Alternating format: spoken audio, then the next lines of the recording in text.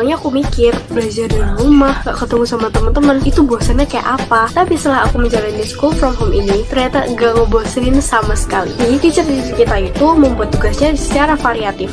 Healthy lifestyle is important. Besides being able to make the body healthy, it can also make us avoid disease.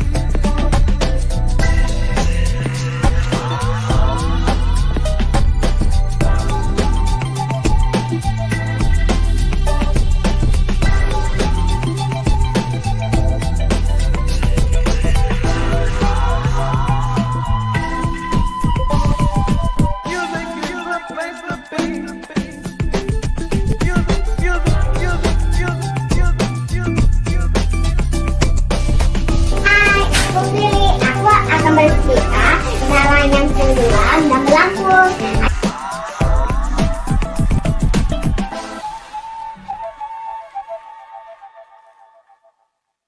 Don't stay awake for too long. Don't go to bed. I'll make a cup of coffee.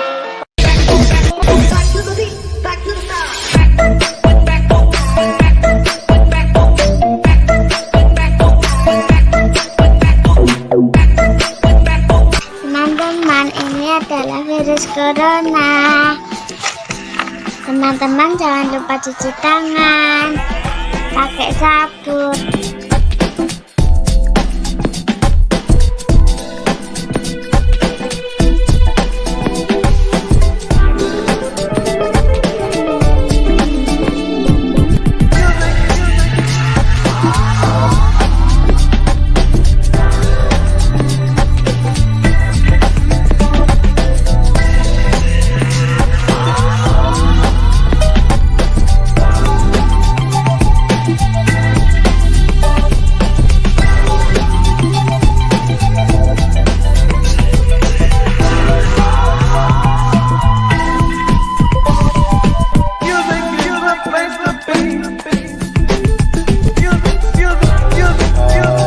Selama ini sama kelompoknya niatnya mau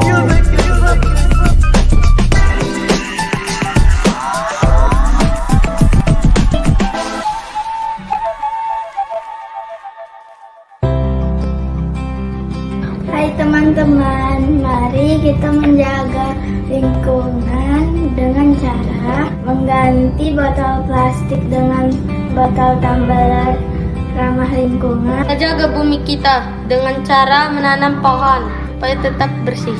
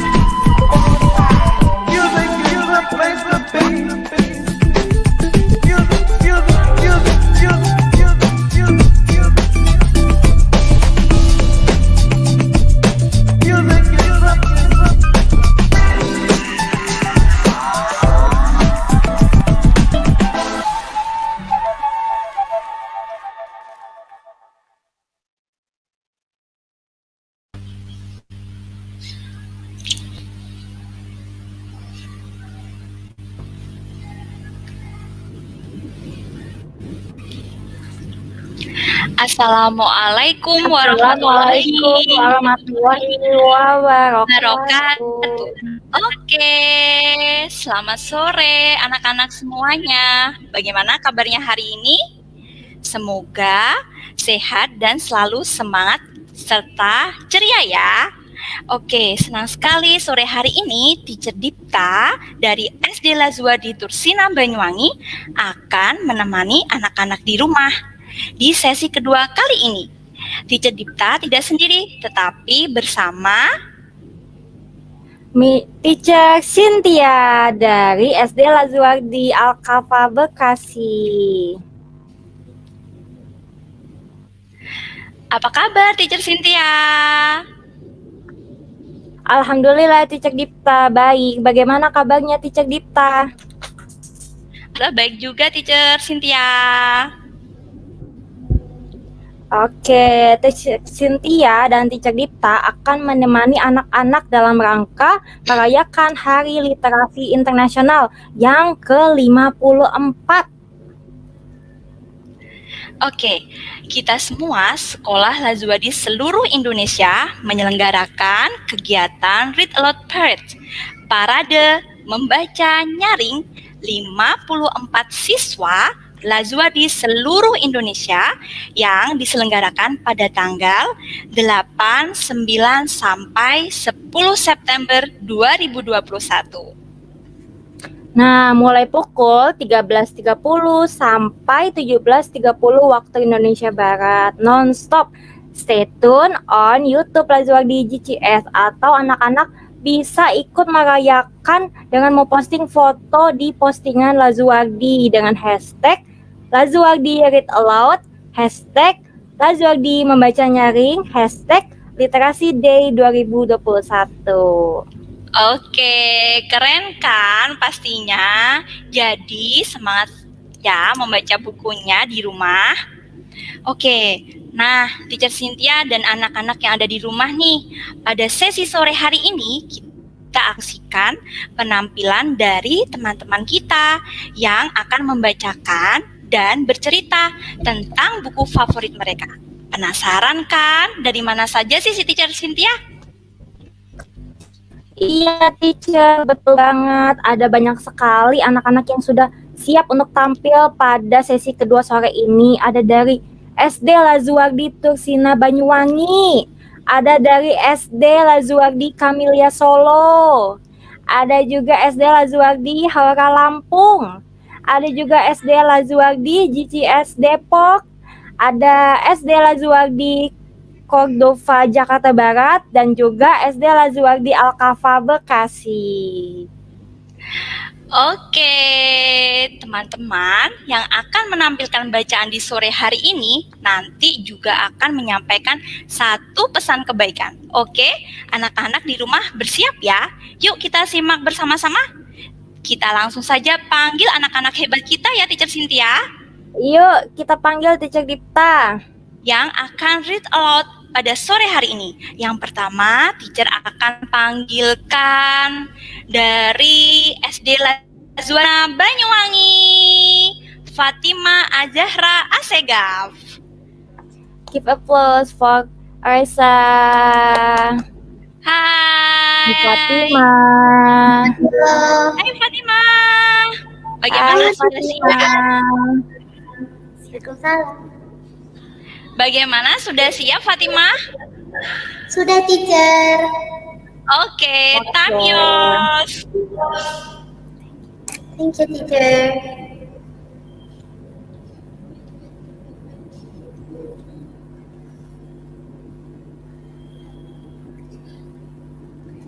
Hello, my name is Bima. I'm from SD Lazuardi Tursina Banyuwangi. I'm from grade 2 Abdurrahman Wahid. Sekarang Mina akan menceritakan si pejuang air. Penulis Ervina Hasibuan, ilustrator Clara Mengko.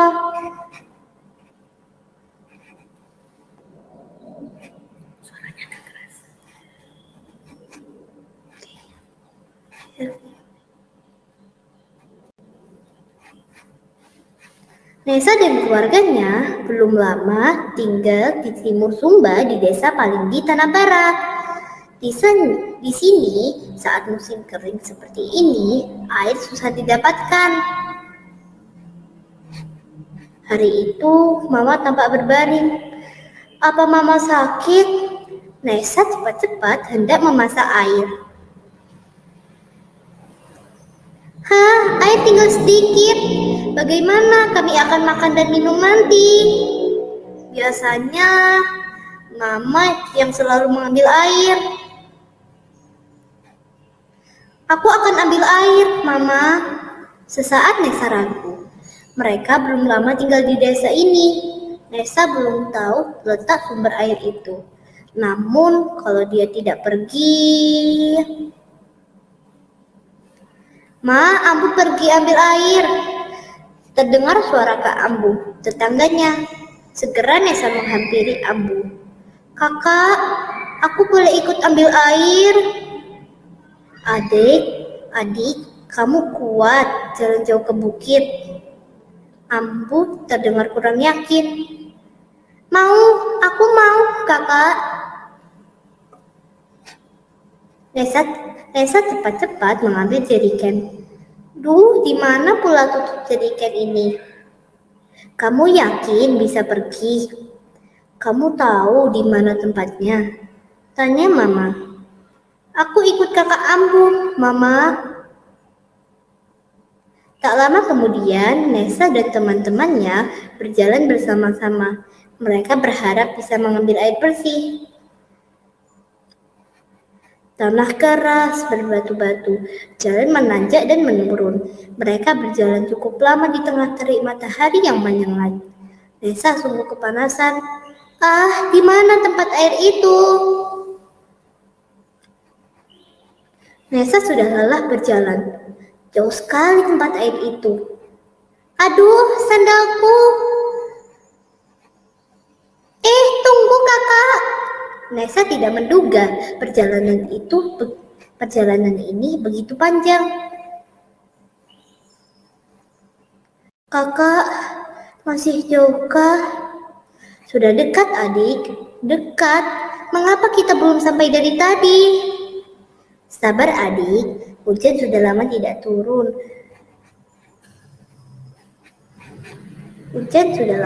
turun. Tempat yang masih ada air tidak jauh lagi, kata Kak Ambu.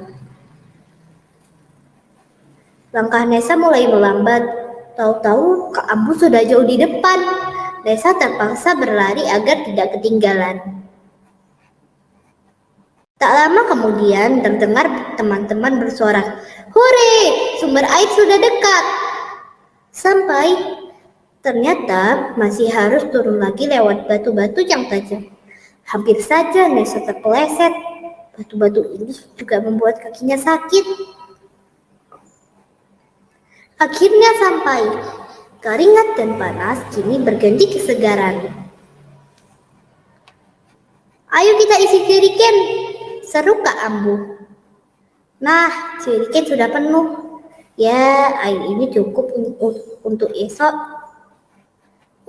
Berat juga. Saatnya pulang. Mereka kembali harus melewati jalan berbatu itu. Oh, mengapa susah ini untuk mengambil air? Tiba-tiba, aduh, air tumpah. Nesa meringis kesakitan. Air di jerigen Nesa tinggal sedikit. Bagaimana air ini bisa membantu Mama? Adik, kamu mau airku? Tanya Ambu. Banyak orang tinggal di rumah kakak Ambu. Kak Ambu pasti perlu banyak air. Nesa memandang teman-temannya. Kalau mereka bisa, Nesa pasti juga bisa. Kakak, aku turun ambil air lagi. Aku mau berjuang mengambil air. Aku harus bantu Mama. Aku harus bisa. Nesa agak tertinggal dari teman-temannya, tapi tak apa-apa. Nesa sudah mengenal jalan pulang. Sebelum matahari terbenam, Nesa tiba di rumah. Mama, lihat. Aku sudah bisa ambil air ke bukit. Aku senang jadi pejuang air hari ini, Mama. Selesai. Terima kasih teman-teman sudah mendengarkan cerita Mima.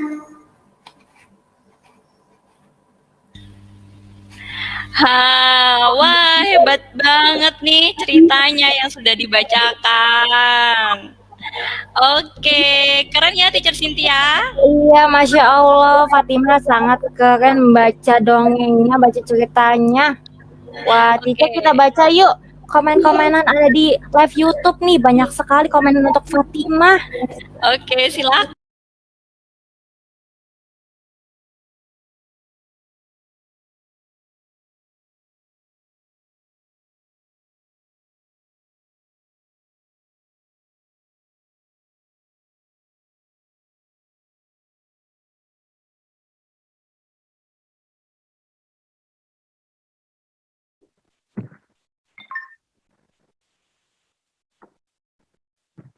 Wah, sudah banyak yang join ternyata.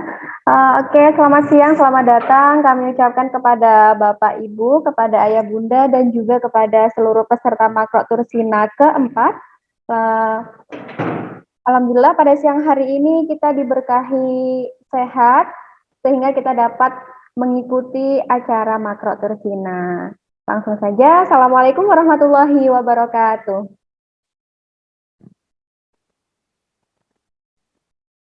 Ya, pada siang hari ini telah hadir bersama kita, yakni narasumber kita pada siang hari ini yaitu Teacher Pradipta Pangastuti. Teacher Pradipta Pangastuti itu sendiri adalah salah satu teacher dari Lazuardi Tursina. Baiklah, marilah kita sapa langsung Teacher Dipta. Hai Teacher Dipta. Halo Teacher Naya, Assalamualaikum. Waalaikumsalam. Bagaimana Teacher Dipta dalam keadaan sehat ya? Alhamdulillah sehat Teacher. Teacher Naya gimana? Alhamdulillah sehat juga teacher dan dalam keadaan yang bahagia. Dan semoga seluruh peserta pada siang hari ini juga sama dalam keadaan sehat dan juga dalam keadaan yang berbahagia. Nah, langsung saja nih, pada siang hari ini teacher kita akan membahas mengenal read aloud ya teacher ya? Betul sekali Teacher. Iya, kenapa sih dengan read aloud? Apa itu read aloud?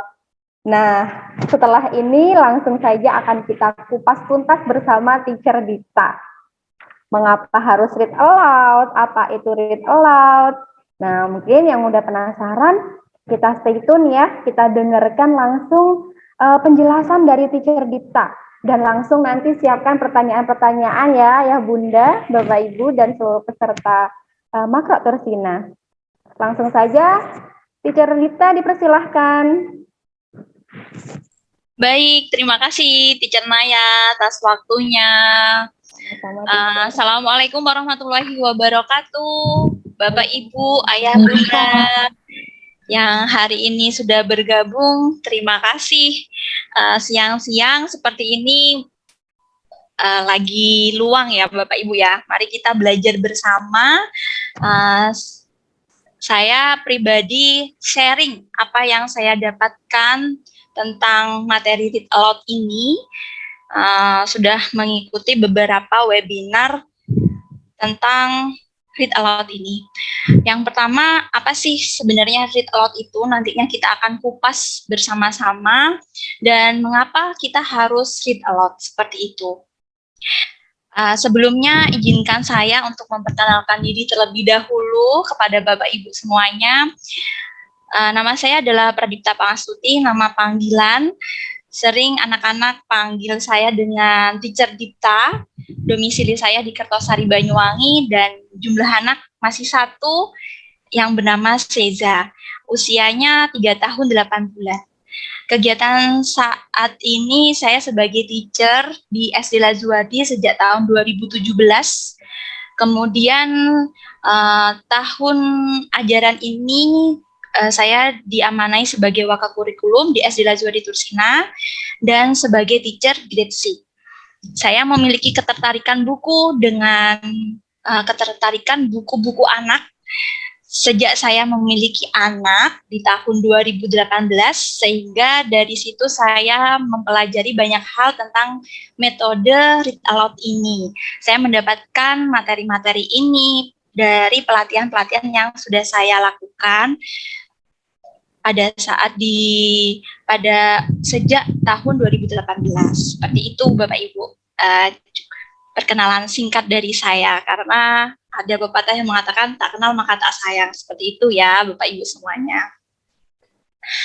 Baik, nantinya kita akan mengobrol bersama, saya akan sharing kepada Bapak Ibu semuanya mengetahui strong why, kenapa kita harus melakukan read aloud, terutama dengan anak kita, anak didik kita.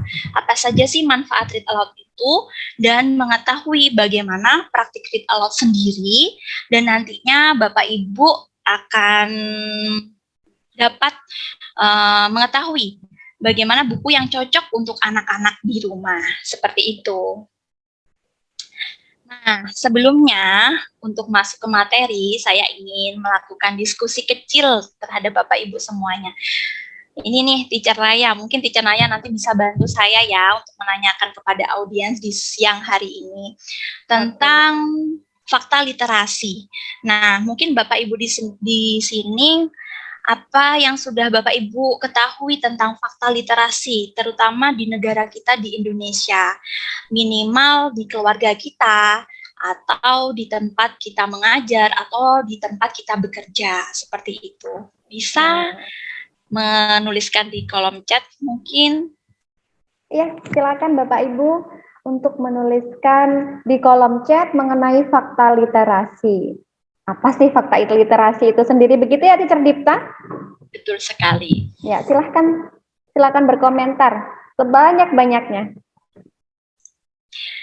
Misalkan Bapak Ibu bisa menceritakan gimana sih anak Bapak Ibu tentang literasi ini, gemar membaca atau sudah mulai menyukai buku, boleh sekali bisa dituliskan, boleh berbagi pengalaman. Jadi literasi ini ada 4 segmen. Jadi ada membaca, menulis, berbicara, dan mendengarkan. Nantinya read aloud ini masuk ke segmen tentang membaca. Bagaimana? Oke, mungkin saya lanjutkan aja ya Teacher Nay. Oke, silakan Teacher Dipta. Bapak Ibu juga boleh sambil berpikir sembari mendengarkan Teacher Dipta ya, apa itu fakta literasi. Baik, silakan Teacher Dipta. Baik, nanti jika Bapak Ibu langsung ada pertanyaan langsung bisa aja ya. Jadi nanti saya tidak banyak memaparkan materi, tapi nanti kita TikTok bersama-sama. Ya, sepertinya betul. Ini sudah ada nih, Teacher. Wah, ini juga sudah ada nih komentar dari Ayah Zulfa Aska, Teacher Dipta. Ya, terima kasih Ayah Zulfa yang sudah ikut berpartisipasi pada siang hari ini. Ya. Bagaimana, Teacher? Jadi, menurut Ayah Zulfa Aska mengatakan bahwa literasi adalah istilah umum yang merujuk kepada seperangkat kemampuan dan keterampilan individu dalam membaca, menulis, berbicara, menghitung, dan memecahkan masalah pada tingkat keahlian tertentu yang diperlukan dalam kehidupan. Wow, ini sangat menarik sekali, Teacher Dipta. Bagaimana Teacher Dipta? Terima kasih Ayah Zulfa tentang pendapatnya tentang literasi sendiri. Memang secara umum dari 4 segmen, kemampuan mereka bisa membaca, menulis, berbicara, menghitung, dan memecahkan masalah. Nah, di sini saya akan membagikan fakta-fakta yang terjadi hingga tahun 2021 ini. Dari fakta literasi di Indonesia, saya akan bagikan kepada Bapak Ibu di siang hari ini. Nah, jadi fakta literasi di Indonesia saya akan membacakan dari 3 fakta yang dari riset. Yang pertama adalah PISA, kemudian OECD, di mana mereka itu mengujikan kemampuan siswa kita, anak didik kita, anak kita, setiap 3 tahun sekali dalam bidang sains, math, dan reading pastinya.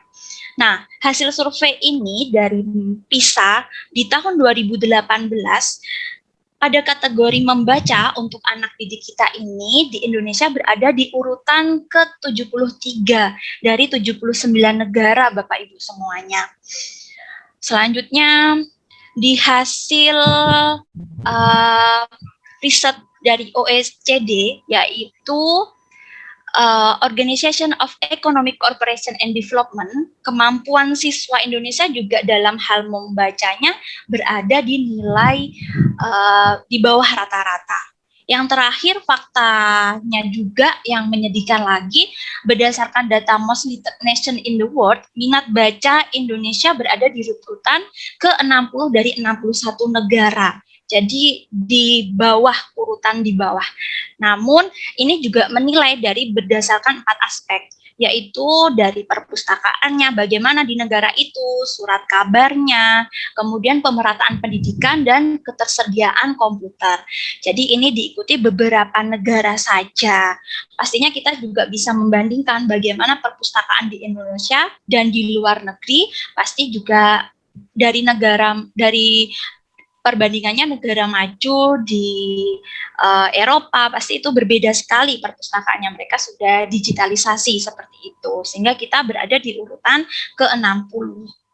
Nah, tapi nih Teacher Naya, Wah, kita nggak usah sedih ya Bapak Ibu dari ketiga fakta tersebut yang menunjukkan bahwa literasi Indonesia itu tidak terpuruk sekali.